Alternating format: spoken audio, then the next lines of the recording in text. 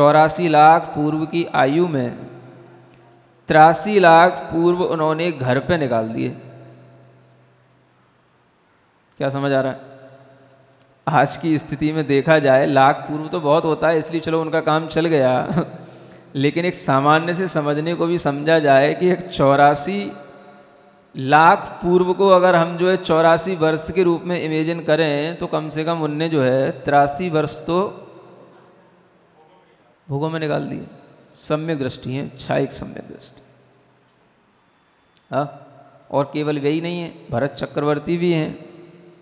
समझ में आ रहा है? ये तो स्पष्ट उदाहरण है, उनकी बात कर रहे हैं। ऐसे तो बहुत से होते हैं। सभी सम्यक दृष्टि जीवों की यही स्थिति है। जरूरी नहीं कि वो पिछले जन्म में जो तपस्या किए उसके फल से देव बने तो अगले जन्म में वह देव से जब मनुष्य पर्याय प्राप्त करते हैं तो एकदम से उनको वैराग्य हो जाता हो, ऐसा कुछ जरूरी नहीं होता है। हाँ, अब होगा तो हो जाएगा, जब होगा तब होगा, होना निश्चित है। हाँ, जल्दी क्यों पड़ी है? तो जल्दी उनको तो नहीं पड़ी है, लेकिन सोचने वाले को ये जल्दी पड़ी है कि आखिर इनको वैराग्य हो क्यों नहीं रहा है। नहीं समझ आ रहा है? ये ठीक है, वो तद्भव मोक्षगामी है, उसी भव से उनको मोक्ष जाना निश्चित है, लेकिन ये अभी भी कुछ बेसुध से क्यों पड़े हैं? हाँ, अभी वही राजा महाराजाओं की महारत हासिल करने में ही उनको आनंद आ रहा है। और ये भी कहा जाता है कि भगवान तब तक वैराग्य को धारण नहीं करते या वैराग्य भावना तब तक नहीं भाते जब तक कि उनके अंदर वास्तव में वैराग्य की शक्ति प्रकट ना हो जाए। हाँ, अब देखो कहाँ चला गया वो ज्ञान और वैराग्य? क्या समझ आ रहा है? चाहे भरत चक्रवर्ती को देख लो, चाहे आदिनाथ भगवान को देख लो, है? जब भरत चक्रवर्ती ने चक्र चलाया, युद्ध किया भाई के ऊपर, है ना, सब तरीके से युद्ध कर लिया, तो कहाँ चला गया ज्ञान? कहाँ चला गया? वैराग्य शक्ति थी, कहाँ चली गई? है? उनको तो वैराग्य शक्ति प्रकट नहीं हो रही है, और जिससे युद्ध किया जा रहा है उनको वैराग्य शक्ति प्रकट हो गई। हारने के बाद भी उन्हें वैराग्य आ गया। किनको? भरत चक्रवर्ती को हारने के बाद भी वैराग्य नहीं आया, और बाहुबली को जीतने के बाद वैराग्य आ गया।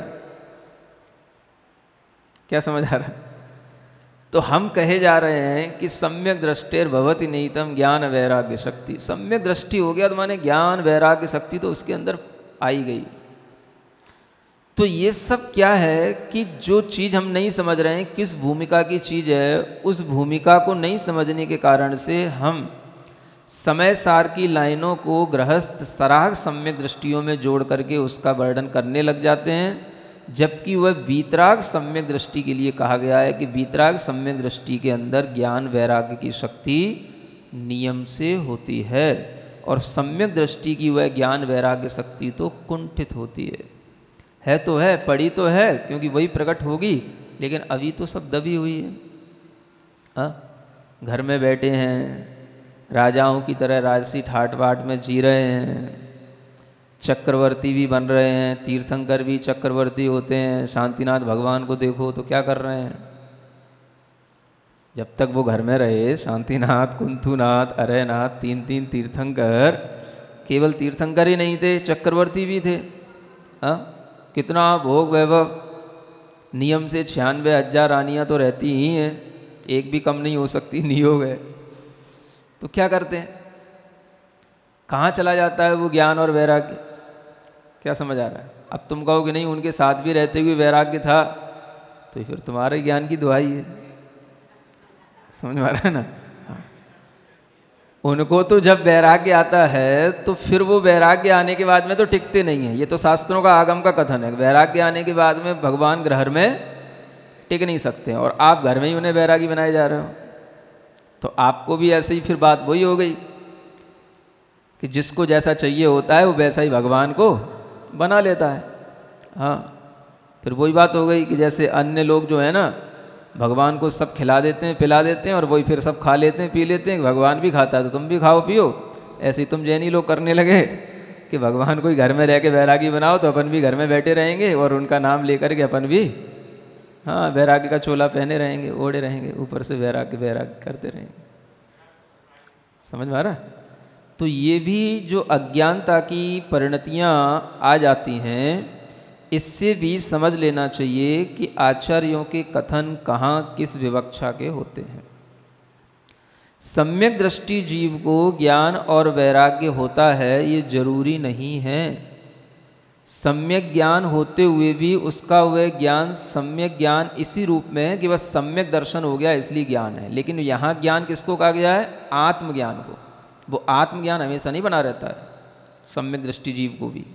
हाँ, आत्मज्ञान तो केवल आत्मा में रमण करते हुए ही शुद्धोपयोग की स्थिति में ही होगा। अन्य समय पर तो बस उसका ज्ञान बस सम्यक दर्शन के कारण से सम्यक ज्ञान बना हुआ है, उसको आत्मज्ञान नहीं कहा जाता है। तो यहाँ ज्ञान वैराग्य में जो कहा जा रहा है वो ज्ञान का मतलब आत्मज्ञान, और वैराग्य का तो अर्थ आप जानते ही हो, संसार शरीर भोगों से विरक्ति। तो ये चीज़ें जब सम्यक दृष्टि जीव में भी नहीं देखी जा रही हैं तो इससे ये स्पष्ट होता है कि सभी सम्यक दृष्टि जीव विषय सुख का अनुभव करते हैं, और सभी सम्यक दृष्टि जीव पुण्य फल के अनुभव करते हुए भी पुण्य फल में आसक्त हो जाते हैं। तो उनकी आसक्ति को घटाने के लिए या उन्हें अनासक्त करने के लिए भी ये उपदेश दिया जाता है। क्या सुन रहे हो? हाँ, एकदम से अज्ञानियों के लिए ही नहीं है, ज्ञानियों के लिए भी है। जो अपने आप को सम्यक दृष्टि और ज्ञानी मानते हैं उनके लिए भी ये उपदेश है कि देखो ये सभी जो हमने शुभ परिणाम किए थे शुभोपयोग के माध्यम से, वे सब क्या करते हैं? जनयंती विषय तन्नम। ये सब विषय की तन्नम माने तृष्णा, विषयों के प्रति विषयों की तृष्णा को जनयंती यानी उत्पन्न करते हैं। ये सभी परिणाम क्या कर रहे हैं? इन सभी परिणामों से पुण्य उत्पन्न होता है, और पुण्य क्या करते हैं? पुण्य हमेशा पुण्य का फल देंगे, और फल देंगे तो वह विषय की तृष्णा उत्पन्न करेंगे, क्योंकि जब सामने फल होगा तो उसको भोगने का मन तो आएगा ही।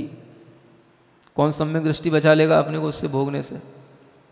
हाँ, घर में रहते हुए अविरत होते हुए वह कौन से भोग से विरक्त हो जाता है? इसी का नाम तो अविरत है, वो विरक्त नहीं है।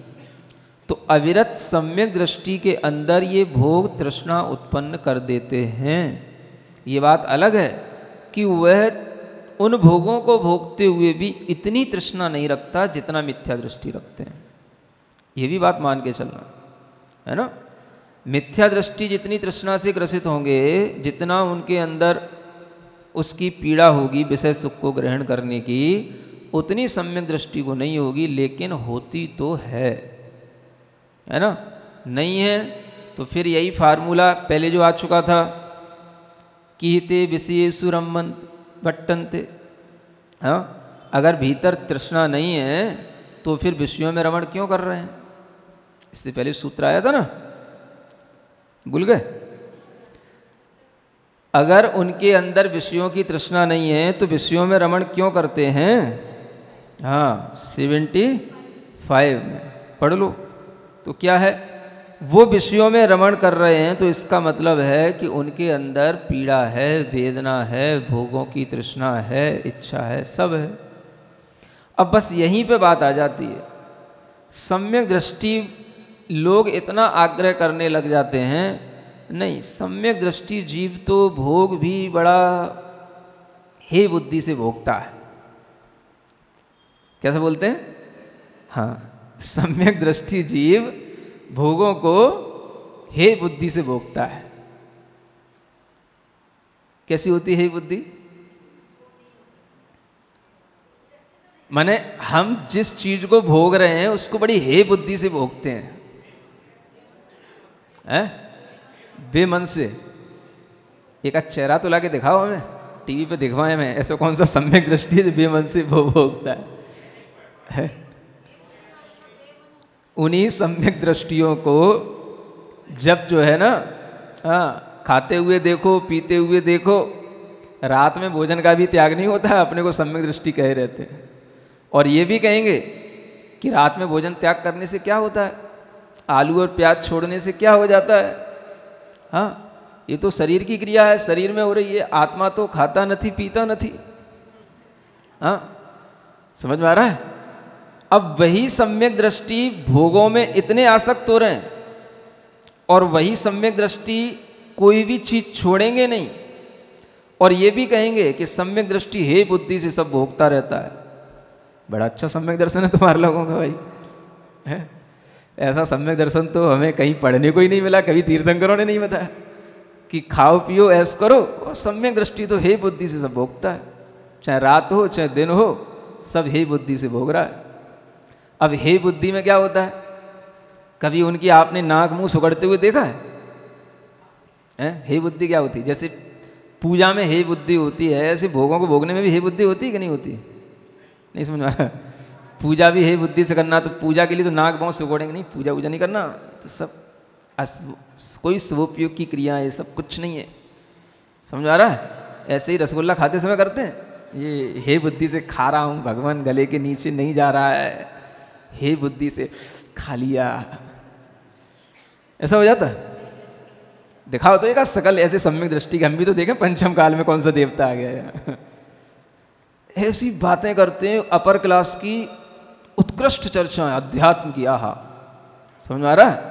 और कृत्य देखो तो ऐसे निकृष्ट हैं कि पूछो नहीं, जौक के समान चिपके हुए हैं। और उदाहरण भी वही दिया जा रहा है ना जौक का। हाँ, तो जौक के समान चिपका हुआ है विषयों में, और कहे जा रहा है कि हम हे बुद्धि से भोग रहे हैं। तो किसको धोखा दे रहे हो आप? समझ में आ रहा है? किसको धोखा दे रहे हो, किसको सिखा रहे हो? कोई तुम्हारी सीख में आ भी गया और तुम्हारे अगर कोई थोड़ा सा तुम्हारी बड़वारी करने भी लगा, तो उससे लाभ क्या होगा? कौन सा आत्मा का कल्याण हो जाएगा उससे? हम दोनों तरह की उल्टी बातें किए जा रहे हैं। एक तरफ हे बुद्धि से भोग रहे हैं, और हे बुद्धि इतनी भी नहीं हो रही है कि आलू भी प्याज नहीं छूट रहे, रात में भोजन नहीं छूट रहे, फास्ट फूड नहीं छूट रहे। समझ में आ रहा? पंच कल्याणक जैसी सभाओं में रात में भी कुर्सी डाल करके और पानी पीते जाएंगे और भगवान के पंच कल्याणक देखते जाएंगे। समझ में आ रहा? सब खाते पीते जाएंगे और भगवान के सामने बैठे जाएंगे, सब भगवान पंच कल्याणक देखते रहेंगे।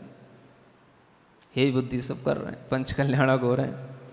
समझ में आ रहा है? स्वाध्याय हो रहा है, कुछ पता ही नहीं है क्या विनय होती है, क्या करना चाहिए, कैसे स्वाध्याय होता है, क्या मंगलाचरण, कुछ नहीं, क्या करना है। इतना ज़्यादा ये ग्रंथों का मतलब अध्यात्म का भूत सवार है लोगों के ऊपर कि इसका मतलब इतना दुरुपयोग हो रहा है, इसकी कुछ हद नहीं है, सीमा नहीं है। ना कोई भूमिका मालूम कि किस भूमिका में क्या बात कही जा रही है, ना कोई सिद्धांत मालूम, ना कोई विवक्षाएं मालूम, ना पुण्य पाप की कोई व्याख्याएं। बस जो बात लिखी है उसी को रट लिए और उसी को सुना लिए और अपने मन के अभिप्राय को पूरा कर लिए, बस इतना चलता रहता है। क्या कहते हैं? अब ये विषय की तृष्णा तो अगर शुभोपयोग से हो रही तो सबको ही हो रही है। देव हो, दानव हो, कोई भी हो, सबके लिए विषय की तृष्णा पड़ी हुई है। तो एक रूप से सबको समझा रहे हैं कि भाई देखो, विषयों में सुख किसी को भी नहीं है। अगर समझाने की बात नहीं होती तो नीलांजना को सामने क्यों रखना पड़ता? क्या सुन रहे हो?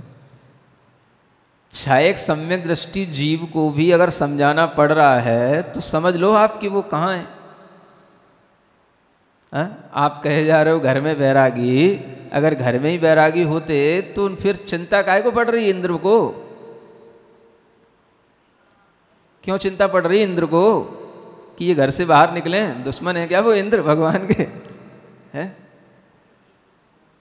आप तो यही कहोगे नहीं, क्या करना है घर में बैरागी, घर में बैरागी, जब काल लब्धि आ जाएगी एकदम सब छूट जाएगा, काल लब्धि आ जाएगी, अपने आप भीतर से उनके चारित्र मुनि कर्म का क्षोभसम हो जाएगा, वस्त्र गिर पड़ेंगे उनके ऊपर से। हाँ, एकदम से जो है उनको चारित्र हो जाएगा। आप कोई चिंता नहीं करो, अब समय पे सब हो जाएगा।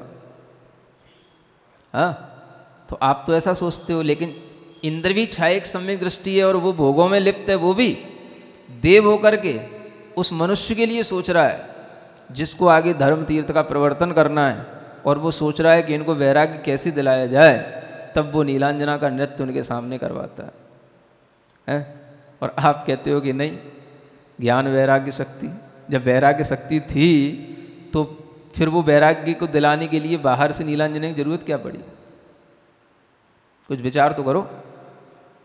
वैराग्य नहीं था तभी तो वैराग्य दिलाया जाएगा। जब वैराग्य है ही तो फिर वैराग्य क्या दिलाना? अब तुम घर में ही रह करके वैराग्य शक्ति वैराग्य शक्ति वैराग्य है, तो शक्ति का मतलब फिर ये भी होता है कि शक्ति है प्रकट नहीं है, ऐसा मानो। नहीं नहीं, वो भी सब है, वैराग्य है, वैराग्य शक्ति है, हमारे पास वैराग्य की शक्ति है मतलब प्रकट है, वो यूँ मानते हैं फिर, तो ये गलत बात है। वैराग्य के साथ राग कैसे हो सकता है? और राग और वैराग्य दोनों एक हो जाएंगे तब तो फिर वैराग्य की अलग से कोई परिभाषा ही नहीं बनेगी फिर तो, है? फिर तो राग और वैराग्य दोनों एक ही चीज़ें हो गई, फिर तो घर और वन दोनों एक ही बात हो गई फिर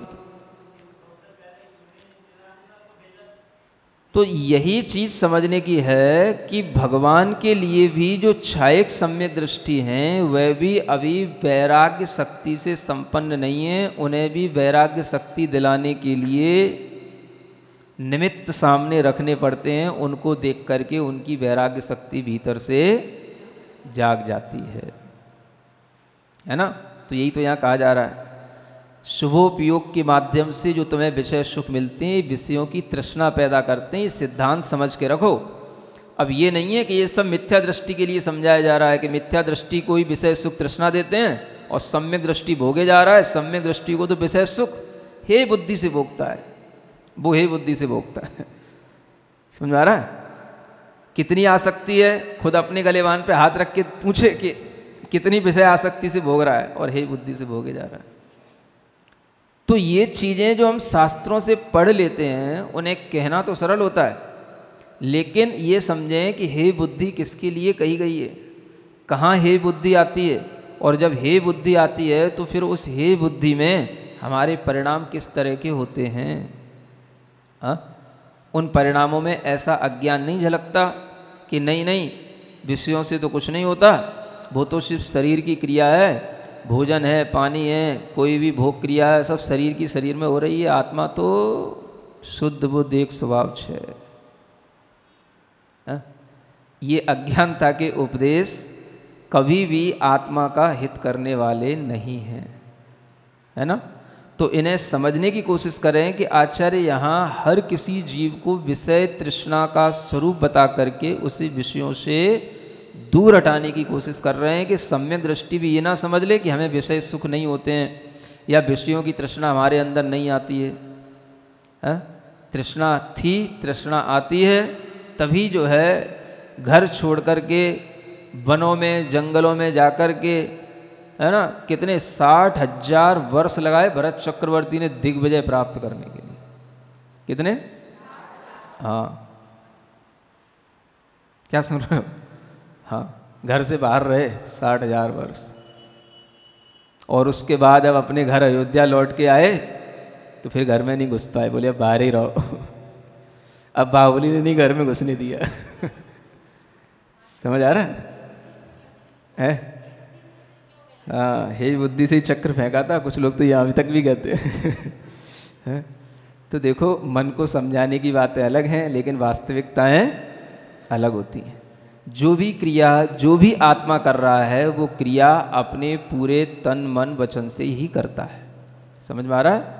हे बुद्धि होती है तो वह उस क्रिया में अनासक्त होता है, उससे हट जाता है, दूर हो जाता है, उसका परिणाम बदल जाता है। समझ में आ रहा है? ऐसा नहीं है कि हे बुद्धि भी है और हम उसी को आसक्ति से ग्रहण भी करते चले जा रहे हैं। जिस चीज़ में हे बुद्धि होती है उसको वह क्रिया एकदम से छूटी हुई ही महसूस होती है। हाँ, तो इसलिए ये समझना कि जो कोई भी यहाँ पर जीव पुण्य के फल को भोग रहे हैं ये सब विषय तृष्णा को बढ़ा रहे हैं, ये कहने का यहाँ तात्पर्य है। अब चाहे सम्यक दृष्टि हो चाहे मिथ्या दृष्टि हो, इतनी बात जरूर है कि सम्यक दृष्टि को समझा दोगे, है ना, उसकी जो है उपादान की योग्यता निकट भव्य के रूप में होती है तो वह थोड़े से निमित्तों से जल्दी समझ जाता है। किंतु जिसको सम्यक दर्शन नहीं हुआ, कसायों की तीव्रता है, उसको समझाने में भी आपके लिए हो सकता है आपका परिश्रम व्यर्थ चला जाए, क्योंकि उसके जब तक कसायों का उदय मंद नहीं होगा तब तक उसको समझ आएगा नहीं। तो यही चीज समझ करके हर सम्यक दृष्टि को अपने परिणाम विषय सुख से बचाने चाहिए। ऐसा नहीं है कि हम विषय सुख को हे भी कहते रहें और उनको जो है हम भोगते भी रहें। ये जो है एक दोहरा अपने अंदर अज्ञान अगर रखेंगे तो इससे अपना कभी आत्महित नहीं होगा। और जिस समय पर आप देखोगे उन तीर्थंकरों को ये ख्याल आ जाता है, अरे मैं कहाँ पड़ा हूँ, मुझे क्या करना चाहिए था, मैंने इतना भारी लंबा समय इस राजपाट में और विषय भोगों में निकाल दिया। क्या समझ आ रहा है? तो जिस समय पर उन्हें ये ख्याल आ जाता है, ये विचार आ जाता है, उस समय पर वो अपने भोगों की कितनी निंदा करते हैं। ये आप देखो पुराण ग्रंथों को पढ़ करके, कि मैं अज्ञानी, अपने आप को सब बोलते हैं, मैं भोगी, मैं कामी, मैं अज्ञानी, मैं कितना मूर्ख बना रहा कि मैंने 83 लाख वर्ष निकाल दिए। और इस समय में कुछ संयम का साधन करता तो आत्म सुख मिलता, और मैंने इन भोगों में इतना समय निकाल दिया। तो जब वैराग्य होता है तो ऐसे परिणाम उत्पन्न होते हैं। तब कही जाती है कि हाँ, हे बुद्धि आ गई है, और अभी तो खबर ही नहीं है, तो हे बुद्धि कहाँ से हो गई। ये इतनी गहरी चीज़ें हैं कि लोग जो है सब कुछ कर भी रहे हैं, बस स्वाध्याय में ही बस आनंद ले ले करके विषय भोगों को छोड़ना नहीं, और स्वाध्याय में बस आनंद लेकर के अपने आप को सम्यक दृष्टि बनाए रखना। और जितनी भी वीतराग सम्यक दर्शन की चर्चाएं हैं अध्यात्म ग्रंथों में, सब अपने पास में, अपने पक्ष में उनको ले लेना और उसी को बात को सबको सिखाना। ये हो गया है। सराग सम्यक दर्शन और वीतराग सम्यक दर्शन का भेद ही मिटा डाला लोगों ने। ये होता ही नहीं है, ऐसा भी कहते हैं कुछ लोग। तो यही चीज़ यहाँ कही जा रही है कि इन भोगों की काम क्या है, केवल विषयों की तृष्णा को बढ़ाना। इसलिए जब विषय तृष्णा बढ़ने लगे या बढ़ रही हो तो ये समझना कि ये चीज़ें हमारे लिए उपयोगी नहीं हैं। वे पुण्य हो, विविध हो, अभिराम से हो उत्पन्न जो,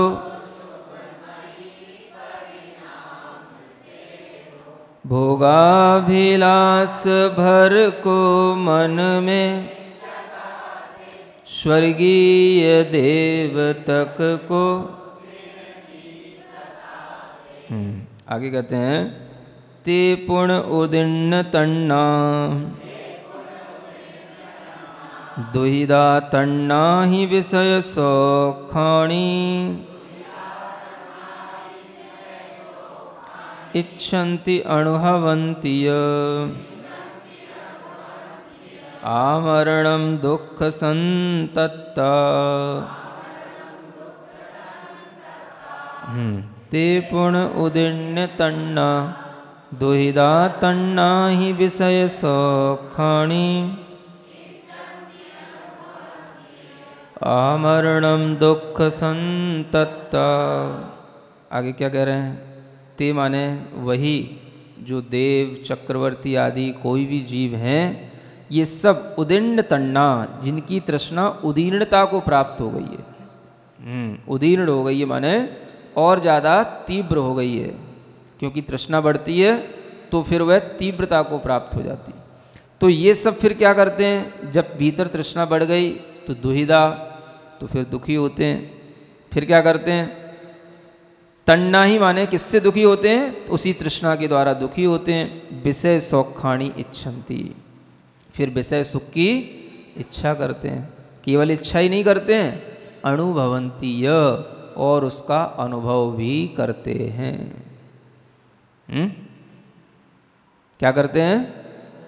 अनुभव भी करते हैं। अब अनुभव करने का मतलब, हे बुद्धि से तो अनुभव हो ही नहीं सकता है। विषय सुख का अनुभव कर रहे हैं। आमरणम दुख संतप्ता, और केवल जिंदगी भर नहीं, मरण पर्यंत तक भी करते रह जाते हैं, और दुख संतप्ता, और दुख से संतप्त बने रहते हैं।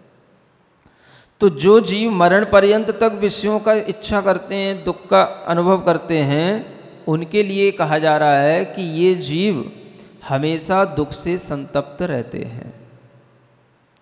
बस यही एक अंतर है। सम्यक दृष्टि जीव भी अगर अपनी निकट योग्यता नहीं रखता है तो वह भी मरण पर्यंत तक, क्या समझ रहे हो, विषयों को छोड़ नहीं पाता है। हाँ, और मरण पर्यंत तक भी वह विषयों का सेवन कर सकता है, करता है, क्योंकि किसी भी सम्यक दृष्टि देव के लिए कोई भी विषय सुख तब तक नहीं छूटते जब तक कि उसका मरण नहीं हो जाता है। देवों की अपेक्षा से तो यही घटित होगा। हाँ? मनुष्यों की अपेक्षा से अगर वह उसी भव में मोक्ष जाने वाला होगा तो मरते मरते, मरने से पहले, आयु समाप्त होने से पहले वो विषय सुख छोड़ देगा। लेकिन अगर उसकी भी निकट भव्यता नहीं है तो वह भी जो है उन विषय सुखों के कारण से लंबे समय तक भटक जाता है, अर्ध पुद्गल परावर्तन काल तक भटक जाता है। कौन भटक जाता है? सम्यक दृष्टि जीव भी, इन्हीं विषयों के कारण से। हाँ, एक बार विषय मिल गए तो सम्यक दर्शन भुला देता है, विषय पकड़ लेता है। तो सम्यक दृष्टि हुआ था, अब सम्यक दर्शन छूट गया। अब अर्ध पुद्गल परिवर्तन काल कितना होता है? तो आचार्य कहते हैं ये तो अनंत काल समझो इसको भी। हाँ, तो इसलिए ये विषय सुख जो है उसके लिए मरण पर्यंत तक भी नहीं छूट पाते। ऐसा सम्यक दृष्टि के लिए भी लग जाता है कि जो विषयों में लिप्त हो जाता है तो वो सम्यक दर्शन को छोड़ सकता है, क्योंकि विषय सुख उसके सम्यक दर्शन को छुड़ा देते हैं। इसलिए ये नहीं समझना कि विषय सुख भोगते जाओ और सम्यक दर्शन बनाए रखे रह जाओ। हाँ, ये बड़ी विचित्र परिणति होती है उस सम्यक दृष्टि जीव की कि वह उन विषय सुखों को भोगते हुए भी अपने अंदर सम्यक दर्शन बनाए रखता है। वो सम्यक दृष्टि जीव कभी भी उल्टा उपदेश नहीं करते और विषयों में रमण करते हुए ऐसे हर्षित नहीं होते हैं जैसे आज के दिखाई देते हैं। समझ में आ रहा है? हाँ, कि हम चाट पकौड़ी खाए भी जा रहे हैं रात में और उल्टा बोलते भी जा रहे हैं, ऐसा नहीं होता। ये तो ज्ञान का दुरुपयोग है। हाँ, तो विषय सुख की इच्छा करना और विषय सुख का अनुभव करना ये सब मरण पर्यंत तक चलता रहता है। इसी को यहाँ बताया गया है कि जैसे जोंक का उदाहरण दिया आचार्य महाराज ने कि जोंक जिस तरह से मर जाती है लेकिन अपने उस गंदे सड़े गुले खून को छोड़ती नहीं है और उसी को पी पी करके मर भी जाती है लेकिन उससे हटती नहीं है, ऐसे ये जीव विषयों की तृष्णा से चिपक जाता है तो उससे दूर नहीं हो पाता है, दुख से संतप्त रह जाता है। क्या सुन रहे हो? ये तो पुण्यवान जीवों की बात कही जा रही है। आजकल के लोगों की क्या बात करें जो हीन पुण्य वाले हैं, है ना? ये तो उनके लिए है जो बहुत तीव्र पुण्य वाले हों, समझ में आ रहा है? लेकिन फिर भी उनका पुण्य जरूरी नहीं कि वह उन्हें संसार से पार लगा दे, ऐसे पुण्य की यहाँ पे चर्चा की जा रही है। तो ऐसे पुण्य वाले जीव भी होते हैं कि जो तीव्र पुण्य तो रखे हैं लेकिन उनका वह पुण्य सम्यक दर्शन के साथ नहीं है, तो उनको तो सब विषय सुख तृष्णा उत्पन्न कर रहे हैं, वो सब अनुभव भी कर रहे हैं, लेकिन ऐसे भी जीव हैं जिनके लिए विषय सुख है ही नहीं। क्या सुन रहे हो? और मिल जाए इस तृष्णा में पड़े रहते हैं, क्योंकि उनके पास इतना पुण्य नहीं है कि उन्हें जो है अपनी इच्छा अनुसार सब विषय सुख मिल जाए। सुन रहे हो कि नहीं सुन रहे हो?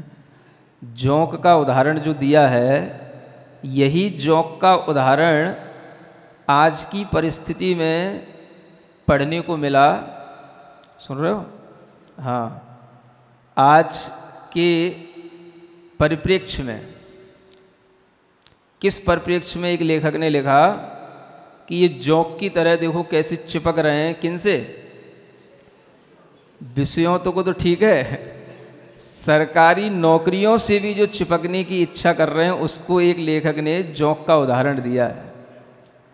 समझ में आ रहा है? आज मुझे किसी ने पढ़ाया कि देखो एक लेख आया है, मतलब पढ़े लिखे लोगों की क्या दुर्दशा हो रही है। पुलिस की नौकरी के लिए, और वो भी 4th क्लास की नौकरी के लिए वैकेंसी निकली जिसकी केवल 62 सीटें थीं। समझ में आ रहा है? और उसमें आवेदन दिए करीब 92-93 हजार लोगों ने। है? हाँ, संदेश वाहक की जो मतलब पोस्ट निकली। अब संदेश वाहक क्या होता है? पुलिस में संदेश वाहक 4th क्लास की पोस्ट होती है, एज ए पियोन होता है वो, बस। हाँ, पियोन ही है वो। और उसकी पोस्टिंग के लिए जो है कितना 92-93 हजार लोगों ने उसमें आवेदन दिए। 50 हजार लोग उसमें ग्रेजुएट हैं जिनकी डिग्रियां आई उसमें। 28 हजार लोग उसमें पोस्ट ग्रेजुएट हैं। सुन रहे हो? हाँ। और लगभग 3700 लोग उसमें पीएचडी होल्डर हैं। पियोन की नौकरी के लिए आप समझो 3700 पीएचडी होल्डर। 3700 नहीं, हाँ 3700 समझो आप, पीएचडी होल्डर पियोन की नौकरी के लिए तड़फ रहे हैं। और 62 वैकेंसी है। उसके बाद भी हाँ, फिर स्टे तो होता ही रहता है। लेकिन ये सोचने की बात है कि देखो, आदमी के लिए लेखक ने लिखा कि शिक्षा हमें कहाँ ले जा रही है। कह रहे हैं कि विकास हो रहा है, रोजगार की योजनाएं बढ़ रही हैं, कौशल योजना, न जाने कितनी प्रधानमंत्री योजनाएं हैं, लेकिन बेरोजगारी कितनी बढ़ रही है। इतना बेरोजगार लोग हैं कि अगर मान लो वो अपने किसी ना किसी क्षेत्र में काम कर भी रहा हो, ऐसा भी होता है चलो पीएचडी होल्डर है तो कुछ ना कुछ तो कर ही रहा होगा, थोड़ा बहुत अपना वेतन कमाने के लिए कुछ ना कुछ कर रहा होगा, प्राइवेट सेक्टर में कहीं ना कहीं काम कर रहा होगा, लेकिन उससे खुश तो नहीं। वो ये भी चाहता है कि ये तो कभी भी छूट जाएगा प्राइवेट सेक्टर का काम, अपने को कम से कम गवर्नमेंट सर्विस मिल जाए, पक्की हो जाए, हैं, लॉन्ग टाइम के लिए अपन फ्री हो जाए। हाँ, तो इतनी बेरोजगारी है तभी तो ये लोग इतना इतना आवेदन कर रहे हैं। और जो किसी भी जगह पर अपना काम कर रहे हैं, दूसरा मतलब ये है कि ये उससे खुश नहीं है, संतुष्ट नहीं है। उन्हें ये भी लग रहा है कि ये कभी भी जा सकता है।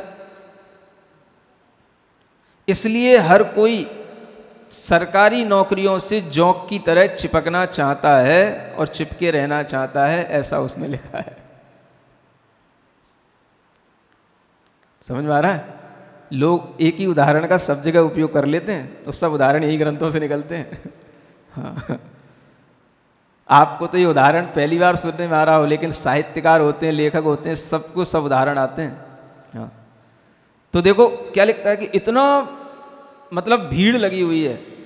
फोटो भी आई उसमें जयपुर के रेलवे स्टेशन की कि जो इतनी भीड़ लगी है, इतना लड़का, इतने स्टूडेंट उस पर कि पूछो नहीं, एक पियोन की नौकरी के लिए आवेदन देने।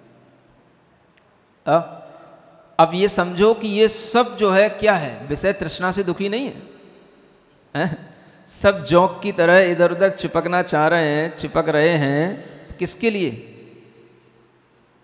बस धन मिलेगा तो सुख मिलेगा, और सुख मिलेगा तो जिंदगी कटेगी, और नहीं है तो इससे तो कुछ काम कब तक चलेगा।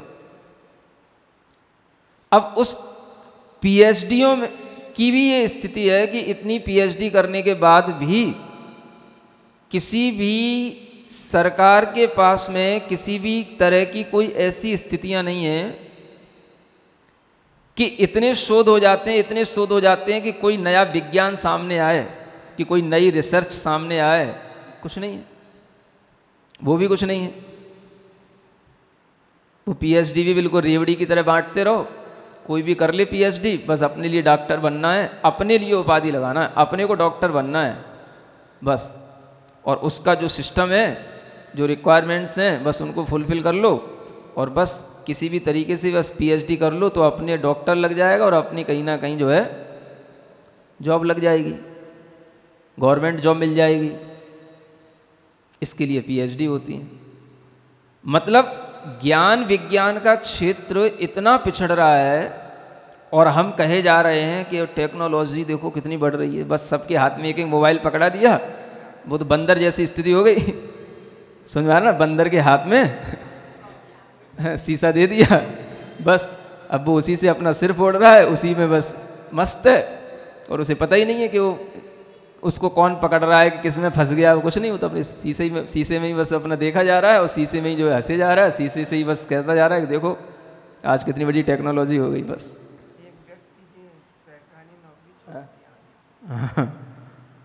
तो ये सोचने की बातें हैं कि आजकल इन नौकरियों की, इन रोजगारों की स्थितियां कितनी गिर गई हैं कि पढ़ने लिखने के बाद भी कोई भी जो है मतलब सिक्योरिटी नहीं है कि हम सही जगह पर लग गए कि नहीं लग गए। क्या समझ में आ रहा है? और फिर जब ऐसी कोई वैकेंसी निकलती है तो फिर ऐसे ही सब चिपक के पढ़ते हैं जौक की तरह। इसलिए बता रहा था आपको कि कैसे जौक की तरह लोग न जाने किन किन विषयों में किस किस तरह से चिपके पड़े हैं और चिपकना चाहते हैं, कोई भी उससे छूटना नहीं चाहता है। ऐसी ऐसी भी स्थितियां हैं कि सरकारों ने मतलब वैज्ञानिक सेंटर बना दिए, यहाँ पे शोध होंगे, रिसर्चें होंगी। समझ में आ रहा है? एमपी सरकार ने बनाए, इंदौर, रीवा, जबलपुर और न जाने कौन ऐसी 3-4 जगह पे सेंटर बनाए। 2-5 साल तक उनमें कुछ नहीं हुआ, सिर्फ उसमें जो लोग काम करते रहे उनको वेतन भत्ता देते रहे, 50 लाख रुपए खर्च हो गए, अंत तक जो है वो बंद करने की नौबत पे आ गए। कोई कहीं काम जिसे हम कहते हैं प्रोग्रेस साइंस की, वो तो कहीं कुछ दिख ही नहीं रही है, वो तो कहीं कुछ है ही नहीं है। पूरी दुनिया इसमें आ रही है, बस इससे पागल है आदमी। एक ही साइंस है, बस साइंस का मतलब यही है, बस जितना हमारे लिए सुख सुविधा हो सकती है हमें देते रहो, और सुख सुविधा के नाम पर जो है चाहे कितने ही फटीचर बने घूमते रहो, कोई फर्क नहीं पड़ रहा। आदमी के पास ना खर्चा निकालने को पैसा है, ना अपना खाने को पैसा है, ना कुछ करने को पैसा है, लेकिन बस मोबाइल का खर्चा तो निकालना ही है और पेट्रोल गाड़ी का खर्चा निकालना है। 2 खर्चे उसके दिमाग में रहते हैं, बस। समझ में आ रहा है? तो ये भी सब विषय तृष्णाएं हैं जिनको यहाँ आचार्य कह रहे हैं ये सब मरण पर्यंत तक दुख से संतप्त बने रहते हैं। दुख तो छूटेगा कहाँ? जब विषय की तृष्णा छूटे तो दुख छूटे, और विषय की तृष्णा तो कभी पूरी होती नहीं, इसलिए दुख कभी भी छूटता नहीं। तीव्राभिलाष वश पीड़ित देह, तृष्णाभिभूत बनते बनते विकार, दुखाग्नि तप्त भरते आहें।